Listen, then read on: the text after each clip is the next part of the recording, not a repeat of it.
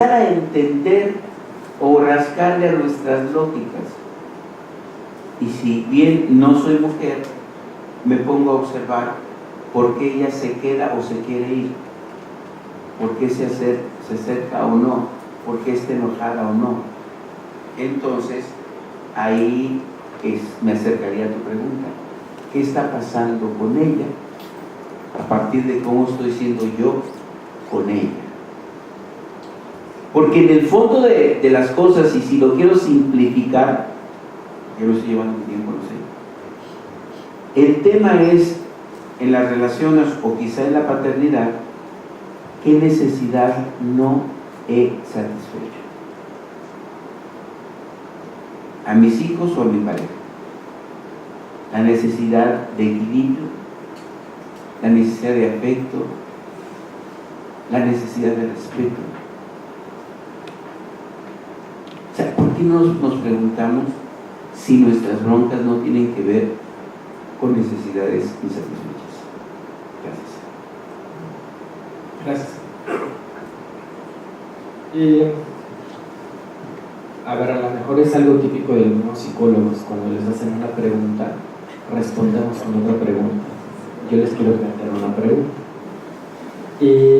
Un hijo o un varón machista, ¿quién es el que lo forma? ¿Los hombres o las mujeres?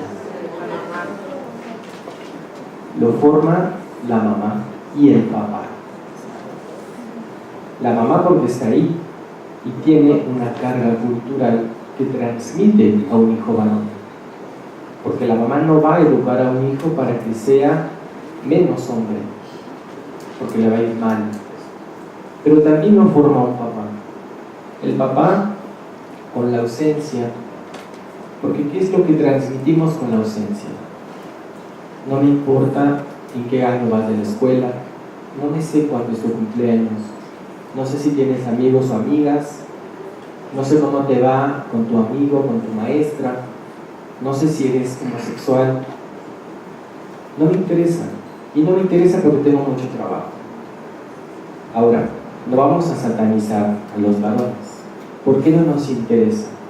Porque también afuera el mundo social nos demanda que lleguemos temprano al trabajo, que cumplamos con jornada laboral y a veces extra, porque si no, económicamente no salimos en la familia. Entonces, esto nos hace ver que un varón machista o que no coopera en el hogar también está sostenido socialmente. Es decir, si ajustamos cosas en la familia, evidentemente esto va a tener una repercusión como cuando lanzamos una piedra en un charco, empieza a hacer ondas. Eso es lo que tendremos que empezar a hacer en nuestras familias, modificar la forma en cómo nos educan a los varones y cómo educamos también a los varones. ¿Cuál está siendo la reacción de las mujeres con respecto a la participación de los varones? Igualmente coincido en que sería muy interesante preguntarles cuáles están siendo los frenos, los impedimentos que están resultando en que los varones finalmente no se integren a una actividad que tiene que ver con el apoyo y el sostener a una familia emocionalmente. Los varones somos más especialistas hasta hace poco tiempo en sostener económicamente a una familia, pero emocionalmente, ¿cómo hacemos? ¿Qué aportamos en términos de afectos para que una familia o para que un miembro de mi familia se sienta apoyado? Y si no, si tenemos pocos recursos afectivos para dar, es porque también en nuestra historia personal y a nivel social incluso, el aspecto de nuestros afectos está poco explorado. Porque en muchas ocasiones en la clínica también uno se encuentra que nos da miedo tocar nuestros afectos. Nos da miedo saber que tenemos miedo. Nos da miedo sentirnos perdedores. Entonces creo que es importante explorar nuestros afectos para saber que eso es lo que vamos a aportar como parte de la corresponsabilidad. Entonces, quién forma a un hijo varón o machista o a una hija que es sumisa, papá y mamá. Y estos están sostenidos por una lógica social, en donde si modificamos el patrón, digamos, si le damos otro guión a un varón o a una mujer, socialmente no va a ser bien visto, porque entonces allí empezamos a dudar de su poder, empezamos a dudar de su sexualidad incluso. Entonces es como un círculo vicioso, ¿no? Nos afecta la cuestión de la violencia, la misoginia, la homofobia, pero también en algún punto de la cadena, en algún eslabón, nosotros nos reproducimos. Entonces creo que es ahí en donde tenemos que accionar para hacer otra lógica y otro discurso. A veces las acciones que emprendemos para modificar estas situaciones no son tan lógicas, pero sí generan bienestar. Gracias. Bueno, ¿y ustedes qué piensan al respecto? ¿Cómo está siendo esto del tema de la corresponsabilidad? Más allá desde lo personal, lo familiar, ¿cómo le están entrando? ¿Cuál es su experiencia? ¿Quién quiere compartirnos su experiencia? ¿Ha sido fácil, complicado? ¿O de plano no les había caído el 20 sobre este tema?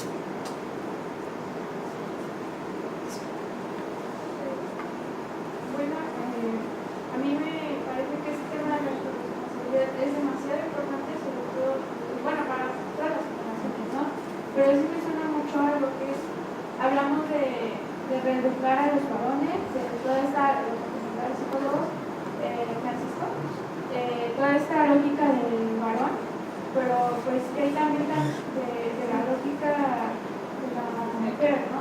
Porque yo creo que esto también es un factor bastante importante para llegar a este punto de la corresponsabilidad, porque si desde acá tampoco se llega a ver, o tampoco, como decía la doctora, es como de, es que no se va a hacer, es que me enojo, es que entonces, o sea, lo agredo. Entonces creo que también es un factor muy importante tratarlo también desde este lado y justamente reeducar también esa parte de las mujeres. ¿Alguien más?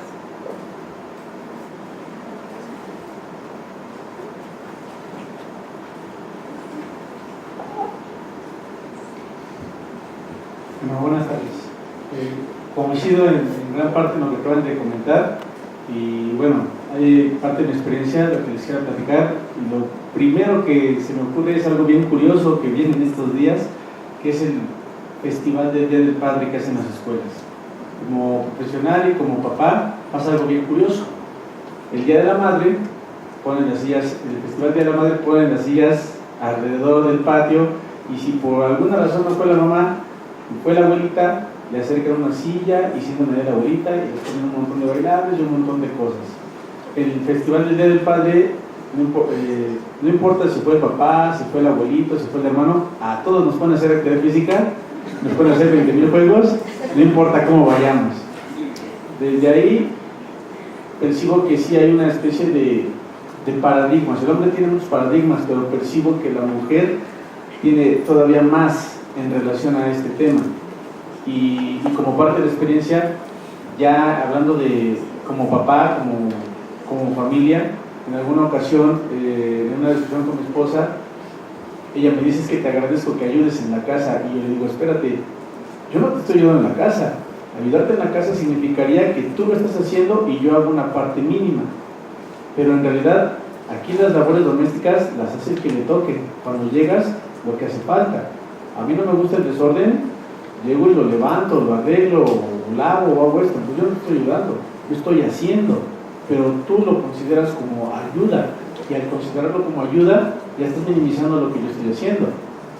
Entonces, finalmente, en parte de mi experiencia ha sido un poco complicado hacer esta parte de corresponsabilidad, precisamente por esa situación, la forma en la cual se toma la labor del hombre por parte de la pareja o de la familia, donde si hacemos cosas iguales o semejantes, dependiendo de, como mencionaban hace rato, dónde estén las áreas de poder, se toma como el que hace o el que ayuda.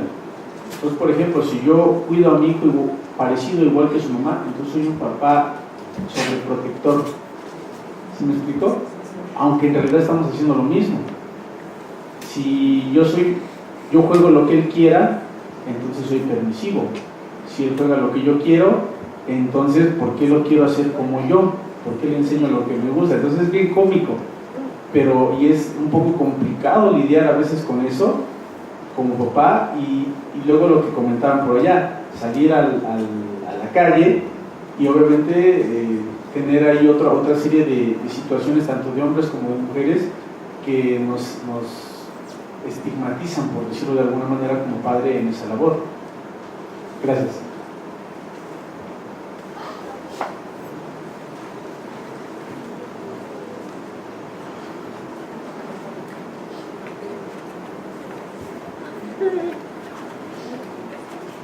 Gracias. Pues igual, de la misma manera, de verdad que gusto ver personas, hombres que se estén comprometiendo y que de verdad sí adquieran su papel de soy papá y tengo las mismas obligaciones porque procreé un hijo y estoy haciéndome cargo de una familia, de verdad, porque todavía no hay muchos hombres como él, pero creo que sí viene fundamentalmente, como lo comentó, porque realmente los padres y las madres educamos en casa. Yo tengo un hermano, somos 3 mujeres y un hombre. Mi hermano no levanta ni un vaso, o sea, mi hermano no levanta ni un vaso porque mi mamá sí le ha hecho creer que él no tiene por qué hacer nada. O sea, él es el hombre de la casa, no le servimos nada más porque no nos dejamos, pero realmente yo creo que si por mi mamá fuera así, ella quisiera que nosotros lo atendiéramos, y realmente, no sé, luego siento yo de dónde aprendí a ser tan rebelde, pero realmente, bueno, yo tengo un hijo y una hija y trato a los dos pues sí, los dos le tienen que entrar a la casa, y de esa misma manera, pues los dos van a la escuela y de esa misma manera los dos tienen libertad, porque realmente cuando ellos crezcan los dos van a trabajar. No quisiera ser un hombre machista, mi hijo colabora y me ayuda siempre, y yo no quisiera tampoco tener una hija sumisa. Entonces, de esa misma manera, pues creo que sí es fundamental educar a hijos varones y a hijas mujeres, pues iguales. O sea, no somos iguales, pero sí en una equidad. Entonces, nada más quería compartir. Bueno, yo quisiera mencionar 2 factores. Creo que tenemos un eslabón perdido. ¿A qué me refiero cuando hablo de eslabón perdido? A que hablar de género no es nomás identificar hombre-mujer, sino perspectiva de género. Y para mí, ¿qué es perspectiva? Diversidad. Llámese niño, adulto, persona de tercera edad, persona con capacidad diferente. Y yo creo que esto mismo nos daría pauta a tener una manera diferente de ver una realidad, y para mí algo importante es esa perspectiva. Pero creo que la carencia de esta misma perspectiva hace que no podamos unir todo el trabajo que hay de ese cambio de corresponsabilidad, porque pareciera que seguimos cargando la piedra, el portafolio de las generaciones pasadas, pero en la actual, los adolescentes, nuestros alumnos, ¿cómo tenemos que involucrarlos ya? O sea, ya meterlos. Ellos conocen también esa falta de corresponsabilidad pasada, pero en el aquí y el ahora, yo creo que es donde está nuestro otro eslabón perdido. Gracias. Hola, yo quisiera compartir mi experiencia desde 2 ángulos. Por una parte, como hija, al escucharles me pongo a pensar en qué es lo que yo vi, sobre todo con mi papá, y me parece muy interesante en esta idea de cuál es la lógica del varón, porque mi papá, en una condición de quedar huérfano de mamá a los 10 años, quedar viudo a los 38 años, tuvo que hacerse cargo de muchas cosas que se consideraban femeninas, pero a partir de esa historia, cuando a mí me toca conocerlo, es un señor que tranquilamente puede hacer todo lo que corresponde a la casa, que puede cocinar, que puede lavar, que puede planchar, pero cuando lo hace en casa, lo hace con la protesta de parece que no hay viejas en esta casa. Entonces me parece muy interesante lo complejo que llega a ser, que aunque tengan la capacidad, es qué se cuenta mi papá y qué le cuenta al resto de la familia, como para seguir validándose como varón. Lo hace porque las mujeres que estamos ahí no parecemos mujeres, ¿no? Pero él tampoco parece mujer. Entonces me parece una subjetividad complicada. Y creo que también en mi propia experiencia veo este terreno pantanoso del prejuicio de los papás en su expresión del afecto, ¿no? Yo hoy en día me llevo bien con mi papá, creo que me quiere mucho, pero también puedo compartir que cuando fue el momento, mi papá me invitó a tener relaciones sexuales con él. Entonces era así como, afortunadamente solo me invitó. Entonces no me obligó, no abusó de mí, no pasó más. Pero cuando me quedé, ¿qué está pensando él para hacerme esta propuesta? Y cuando lo socialicé con la familia, eso no se dice. Y se lo había propuesto a mis hermanas, ¿no? Y es porque a mí nadie me avisó y porque nadie me está cuidando en ese sentido. Porque eso no se dice, solo dile que no y ya está. Entonces, ¿cuál es la lógica que llevan en ese cuidado, en ese ser amorosos? Que pareciera para empezar algo normal y que cuando yo lo socializo lo niega todo. Cuando toda la familia sabe que es un hecho, ¿no? Entonces, me parece que esto de cómo abordamos con prejuicios si son capaces de cuidar o no, en mi experiencia hay que ver qué tanto de prejuicio tiene y qué tanto estamos favoreciendo cómo cuidamos a las otras personas, sobre todo a los niños, ¿no? Por otra parte, yo decidí no ser mamá y en mi experiencia sí tuve ocasión de cuidar a uno de mis sobrinos porque mi hermana y su marido trabajaban mucho fuera de casa. Y en esa forma de ser cuidadora y en mi experiencia personal de ser feminista radical, me encuentro con dos cosas con lo que comparten de la sociedad que respalda ciertas formas de ser. Por una parte, cuando empiezo a ser feminista radical, cuando empiezo a abordar el género y cuando lo aplico con mi sobrino, está bien que lo cuide hasta que el niño tiene 14 años. Porque entonces tanto su papá como su mamá temen que lo vuelva raro. Entonces el niño está siendo más abierto de lo que quisiéramos, más diverso de lo que quisiéramos, y es gracias, no te acerques más a él. Porque lo que le estás diciendo no conviene, no parece tan hombre como queremos que parezca. Y en mi experiencia de atención a mi salud, es constante que en este intento de querer ser diferente y de hacer algo distinto en cuanto a cómo nos comportamos, hombres y mujeres, no he tenido médico en mis consultas cotidianas que no me diga necesitas atención psiquiátrica. Y me parece fenomenal porque ¿a qué te refieres? Es que no pareces estar muy contenta. Pues no lo estoy. Normalmente expreso si estoy contento, si estoy disgustada. No, pero es que eso no es normal, seguro te la pasas mal. Necesitas psiquiatra.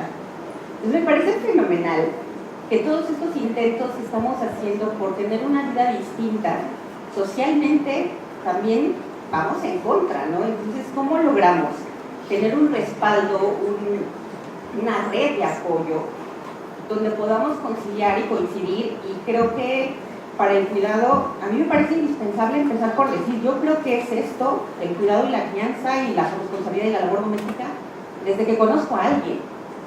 Porque dar por hecho que nos estamos entendiendo a veces me suena a hagamos algo para que los hombres nos obedezcan en los deseos que nosotras tenemos. Y entonces me parece que eso está también fatal, porque a veces ni siquiera nosotras sabemos qué queremos. Entonces, si yo sé que quiero y soy capaz de comunicarlo, el otro tendré que lidiar con el otro, que sepa que quiere y que lo comunique. Y tengo que ser capaz de ver que tal vez no estamos de acuerdo y que no tenemos propósitos comunes y que tal vez podamos conciliar, pero tal vez no. Pero para eso tendríamos que decirlo en voz alta, ¿no? Gracias. Buenas tardes. Yo solamente tengo una pregunta que para mí es importante y es para la maestra Rosalita. A mí sí me gustaría conocer físicamente el documento de la licencia de paternidad. Yo sé que se pone, si uno se mete a internet, pues sabe dónde ya sale ahí, ¿no? Pero sí me gustaría conocerla a fondo y ver si se puede conseguir físicamente. Bueno, buenas tardes. A mí se me hizo muy interesante todo este ámbito que estamos mezclando aquí, laboral, social y familiar. ¿Por qué? porque yo acabo de iniciar mi familia, mi bebito. A mí me criticaron que te casaste muy joven. Ok. Que, ay, es que ya no disfrutaste tu carrera. Ok. Ay, no vas a bautizar a tu hijo. Uy, dale la oportunidad de que sea bautizado. Perdón. O sea, esta es mi vida, ¿no? Yo crecí bajo creencias, bajo costumbres y bajo órdenes, tanto de papá como de mamá. Pero estudio la superior y me abre un panorama. ¿Por qué? Porque ya no o de la vocacional. ¿Por qué? Porque descubrí que para salir con mis amigas decía, ay, sí, pido permiso, a ver si me deja mi mamá. Vamos a una fiesta, es que no sé si me deje mi papá. O vamos a tal, es que no sé si me deje. Y es que, hasta que una compañera maestra me dice, es que tú no tienes que ya pedir permiso prácticamente. O sea, es avisar. ¿Tú quieres ir? Avisa. Y digo, es que si no me van a regañar. Dice, ok, si te regañan, ¿qué va a pasar? ¿Te van a pegar? ¿Te van a encadenar? ¿O qué va a pasar? Entonces dije, wow, sí es cierto. O sea, pues si lo quiero hacer, lo hago y punto, ¿no? Entonces, fui rompiendo poco a poco patrones, fui rompiendo poco a poco barreras. Y se me criticó mucho y hasta la fecha se me sigue criticando. Pero gracias a romper esos patrones y esas cadenas, yo estoy contenta con mi esposo y conmigo. Y creo que es lo importante y lo que a mí me hace feliz, ¿no? Entonces, no porque yo haya decidido ser mamá a mis 24 años, quiere decir que se me acabó la vida. Al contrario, si decidí tener a mi hijo a una edad, antes, yo siempre dije, yo quiero ser mamá antes de los 27 años, 25 años. ¿Por qué? Para tener la energía, la paciencia a mi consideración. Y lo hice. O sea, como le dije una vez a una amiga, yo hice mi vida o la estoy haciendo como yo estoy queriendo, no bajo las expectativas de los demás, porque si vivo queriendo complacer a los demás, nunca voy a estar bien con los demás, nunca vas a complacer a los demás y nunca vas a estar bien conmigo mismo. Entonces, ahorita me está sirviendo esta plática, ¿por qué? Porque ya me di cuenta que pues, no estoy mal. O sea, realmente la vida que vivimos no está bien o no está mal. Simplemente si estás a gusto con lo que tú haces, perfecto. A que a tus papás, a tu familia no les guste, pues con la pena. Mi vida es mi vida y la estoy viviendo como si yo me fuera a morir a ratito. O sea, de nada me sirve, ay, voy a bautizar a mi hijo. Ay, no me casé con ella, me voy a casar con la iglesia para que mi familia esté. O sea, no. Y no es porque yo esté contra la religión. Yo respeto religiones, yo respeto ideas, así como yo quiero que también respeten mis ideas y mi manera de vivir. Gracias. Volviendo al tema de la nueva generación, yo quería compartir pues de mi hermano, porque mi hermano fue criado casi por puras mujeres y pues también son muy feministas en ese sentido, y nosotros agarrábamos mucho a mi hermano a besos, siempre le educamos a levantar la mesa, siempre le educamos a diferentes cosas que nosotros creíamos era bueno que él también hiciera. El problema fue cuando entró a la primaria, en primero de primaria. Entonces mi hermano siempre ha sido de muy buen corazón y quería mucho a sus amigos, pero para demostrar su amor les daban besos a sus amigos. Entonces los niños como que se empezaban a quejar, se empezaban a sentir miedosos y la gente tuvo que ponerle a mi hermano un letrero que decía prohibido a los besos, porque no podía entender por qué no le podía dar besos a sus compañeros. Entonces yo creo que en ese sentido también tenemos que cuidar mucho la sociedad, porque yo creo que no es un sentido de debilidad mostrar el amor entre hombres.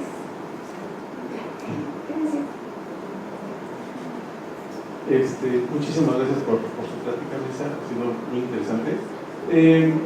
Alguien estaba comentando hace poco tiempo que a fin de cuentas la historia se va construyendo a partir de los ganadores, ¿no? De las guerras, los discursos, no sé, los pleitos en general. Y los hemos ido construyendo a partir de elecciones que de una u otra forma siguen siendo machistas, ¿no? O sea, somos somos judeocristianos en el cual Dios es un hombre, es un varón y además es celoso y parece que todo el día está enojadísimo. Ah, ya te pasaste de gandalla, pues ahí te va el castigo, ¿no? Y siempre pensamos que es así. Entonces se nos está enseñando desde una cultura religiosa la imposición del rol que debe de tener una mujer. Pero también existe un apartado que casi nadie lee cuando empiezan a decir, bueno, pues crea a hombre y a la mujer en igual de condiciones y todo se desbarata, ¿no? No, pero el hombre lo puso como cabeza porque la mujer tiene que estar sujeta al marido. Y empieza todo un juego del Nuevo y Viejo Testamento a darse también en la torre hasta que llega alguien y dice, no, es que la mujer siempre tiene que ser la ayuda idónea. El problema de esta actualidad, porque además ya hemos pasado demasiadas actualidades como demasiadas modernidades, ya nos hemos rebasado, ya murió el posmodernismo, ahora no sé qué está existiendo en esta nueva actualidad, que no se llama así. El problema ha sido que no sabemos nosotros decidir qué es lo que queremos de la otra pareja. Y además, si no sabemos qué es lo que queremos de la otra pareja, no escuchamos qué es lo que quieren ellas, ¿no?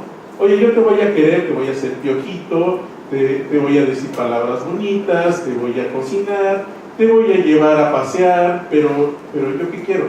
Yo quiero también que me hagan piojito y que también me saquen a pasear, ¿no? No con correa. Yo quiero ser esa persona que se vea, no sé, se vea realizado profesionalmente, pero también en el sentido emocional, ¿no?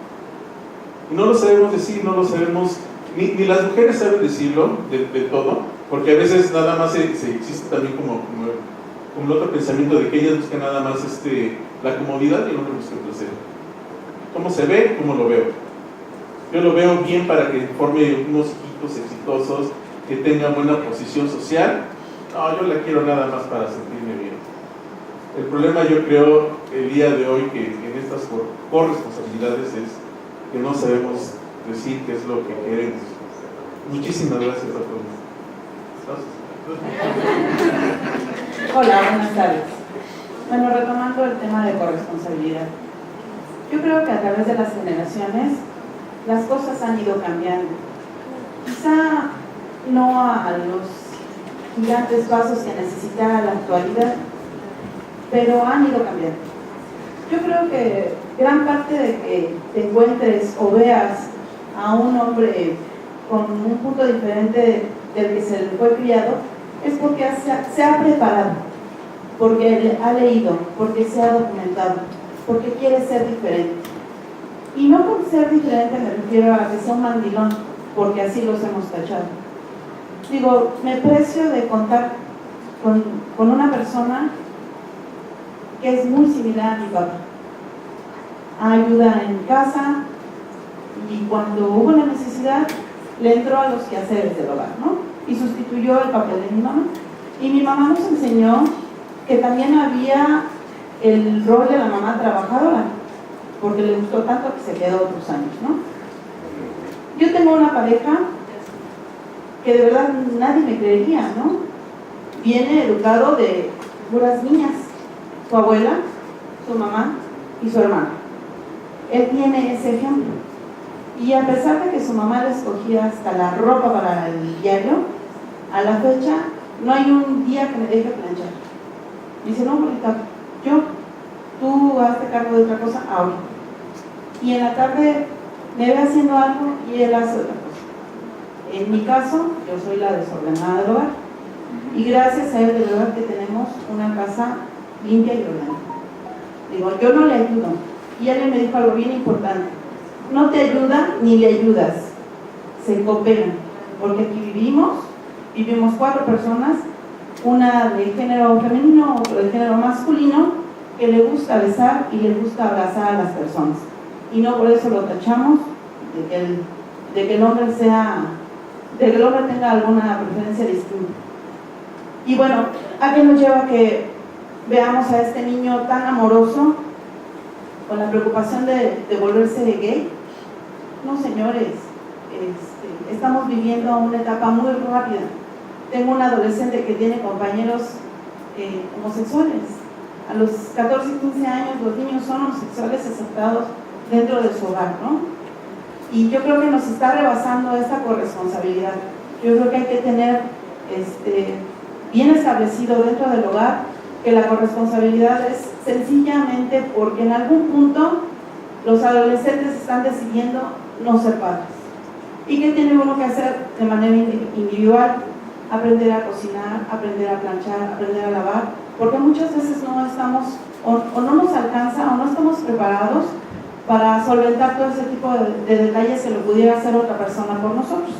Entonces yo creo que uno, dentro del seno familiar, la comunicación, la aceptación y la responsabilidad de criar hijos con un sentido común más amplio del que normalmente estamos acostumbrados a ver.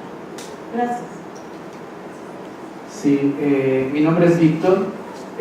Yo quisiera hacer más bien como algunos comentarios sobre los comentarios de ustedes especialistas y de lo que he estado escuchando.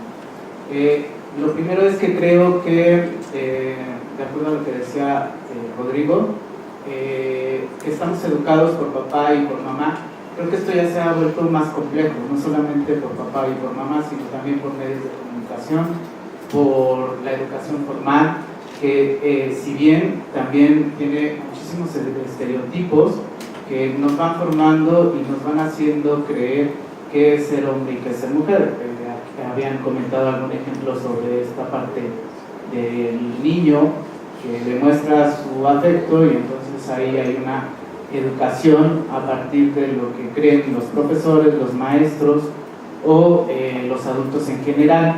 Entonces, a partir de eso creo que hay una sociedad muy compleja también, porque si bien nosotros tenemos la oportunidad aquí de reflexionar sobre esto, que ustedes ya hicieron varios comentarios, pero si nos vamos a un México en donde hay todavía comunidades muy rurales y en donde aún todavía se sigue viendo estas ideas que yo le llamaría más formas de pensamiento o ideologías que lógicas, vemos que aún no se permite reflexionar sobre esto. Y voy hacia una pregunta para la maestra: ¿qué se está haciendo en cuestión de política para ir resolviendo todos estos casos? Porque si bien hablamos de los medios de comunicación, ¿qué se hace con todos estos prejuicios que aún existen y que los vemos aún todavía en contenidos de publicidad, en contenidos de programas televisivos, y que están educando a esas culturas, a esas sociedades rurales que no tienen la posibilidad de sentarse en estos espacios y reflexionar? Gracias. Gracias a todas, a todos. Cuando abrimos la caja, se vuelve muy terapéutico, porque empieza uno a encontrar y a cuestionarse, y uno empieza a ver que si pareciera el tema tan complejo, no es tan complejo de lo como uno lo ve, pero a mí sí me gustaría conocer, a partir de los comentarios que se expusieron, qué opinión tienen nuestros panelistas en este tenor, porque cada historia de vida es distinta. Por un lado estamos los que se nos ha facilitado, se nos ha cuestionado. Al final de cuentas hay algo que me gustaría como destacar. Cuando nosotros trabajamos a través del taller de paternidades, nos vemos con varias cosas. Por un lado, que los hombres le quieren entrar al tema de la corresponsabilidad, pero hay un poco de poder ahí, que es muy difícil soltarlo también por parte de las mujeres. Pero también nos estamos dando cuenta que el discurso de esto de la nueva paternidad, que puede ser como un pretexto para entrar a la corresponsabilidad, también está generando desigualdad. Y voy a unos casos muy banales. Sucede que el papá va con el niño cargando y todo el mundo voltea y dice: qué hermoso se ve ese varón con el niño. Y la mamá atrás cargando la bolsa, y dónde queda, ¿no? Podemos ir a otro caso también interesante que nos suele pasar en estos talleres de paternidad, que sucede muy en el tenor politécnico. Llegan, piden permiso para ir al médico, y la pregunta clásica que siempre se dice es: ¿no lo puede llevar ella? Entonces, veamos, hay como distintos niveles de análisis, no solamente desde la parte individual. Veamos un poco en lo institucional, en lo familiar, cómo hay toda una serie de estructuras que al final de cuentas, algo que pareciera ser tan fácil de entrarle al tema, se nos vuelve complejo porque hay toda una estructura que también nos imposibilita a mujeres y hombres.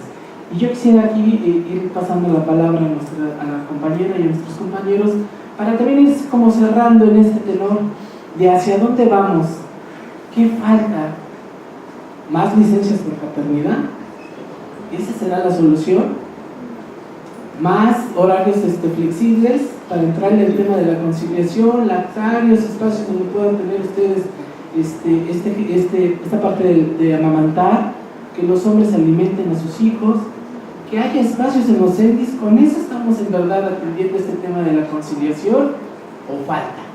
En realidad, ¿qué es lo que falta? Rosalinda.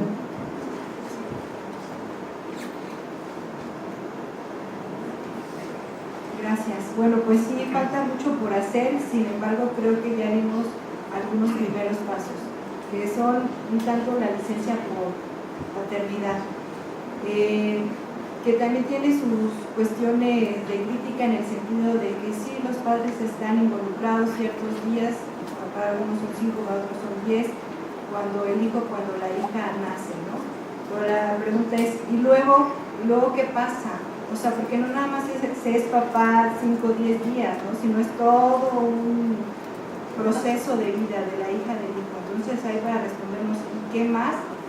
Pues, algunas de las respuestas son generar mecanismos, ya sea permisos, pero que no sean discrecionales, porque si los vemos como discrecionales acá en lo oscurito, pues no se hace visible que también los hombres tienen, en algunos casos, que ser ellos quienes vayan a la consulta médica, a la escuela, ¿no? Entonces hay que visibilizar un tema que está de manera transversal, que es el tema de cuidados, porque quizá yo no tengo hijos o hijas, bueno, no los tengo, pero quizá en un futuro tenga que cuidar a mi mamá y a mi papá. Entonces ahí de qué manera el Estado me va a beneficiar, ¿no? Si no hay una norma que diga para los papás, para las mamás, va a haber también ciertos días para que las hijas y los hijos los puedan cuidar, ¿no? O sea, como que también